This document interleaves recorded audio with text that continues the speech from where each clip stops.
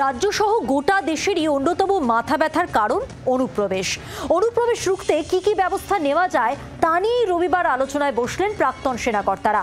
কলকাতার ফোর্ট উইলিয়ামে ছিল বৈঠক। উপস্থিত ছিলেন প্রাক্তন ব্রিগেডিয়ার, কর্নেল ও অন্যান্যরা।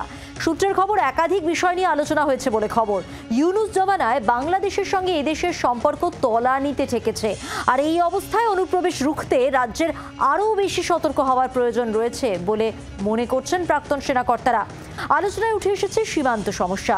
ইউনূসের আমলে জঙ্গি অনুপ্রবেশের সম্ভাবনা সহ আরও একাধিক বিষয়ে আলোচনা হয়। সীমান্তে কিভাবে নজরদারি বাড়ানো যায়, ভোটার কার্ডের সঙ্গে আধার কার্ড লিঙ্ক করা যায় কিভাবে, সেই সব নিয়েই আলোচনা করেন প্রাক্তন সেনাকর্তারা। সংশ্লিষ্ট দপ্তরে তাদের প্রস্তাব পাঠানো হবে।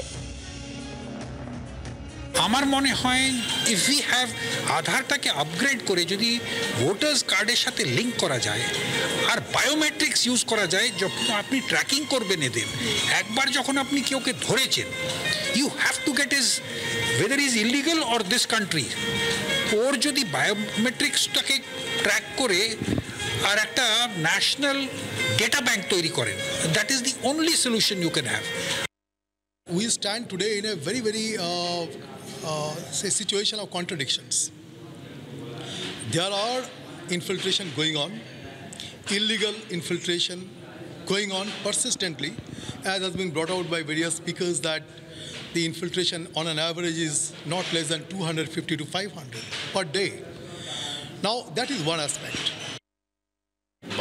বাংলার হোক, চাहे বিহারের হোক, চাहे যেখানেরই বাংলাদেশি লেবারদের অন্য কোনো কাজ নেই, অশিক্ষিত লোক, এরা চেষ্টা করছে এসে আমাদের লেবারে, আর আমাদেরও পলিটিক্যাল সিস্টেমেটিক পলিটিসাইজ করে getting Aadhaar card, voter card is not much of a problem. এসে এইখানে এরা ঢুকে পড়ছে, that which has to be curbed. এটার জন্য আমাদের বর্ডারটাকে থামাতে হবে।